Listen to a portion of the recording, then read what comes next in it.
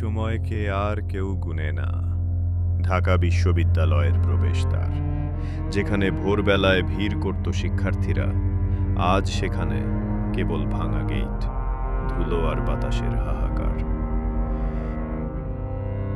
Curzon হল যেখানে স্থাপত্যের প্রতিটি ইট যুগের ইতিহাস বলে যেত, আজ তার দেয়ালে ফাটল, জানলার কাঁচ ছিঁড়ে পড়েছে, চারপাশে ঝরে যাওয়া পাতায় ঢাকা।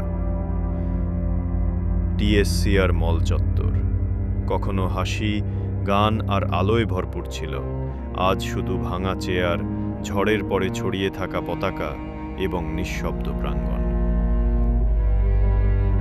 মধুর ক্যান্টিনে আর নেই চায়ের কাপ হাতে আড্ডা, রঙিন দেয়ালগুলো এখন ফ্যাকাশে, উল্টে যাওয়া টেবিল আর ভাঙা কাপে জমেছে ধুলো। কেন্দ্রীয় লাইব্রেরির ভেতর বইগুলো ছড়িয়ে আছে, পাতাগুলো হলুদ হয়ে শুকিয়ে গেছে, কেন যেন পরাজিত। রেসিডেন্সিয়াল হল কখনো রাতভর পড়াশোনা, রাজনীতি আর তারুণ্যের উচ্ছ্বাসে মুখর থাকত, আজ সেখানে শূন্য করিডর, দরজা ভাঙা, ছাদ থেকে ঝুলছে মরিচা ধরা লোহার টুকরো, অন্ধকারে লুকিয়ে আছে কেবল নীরবতা।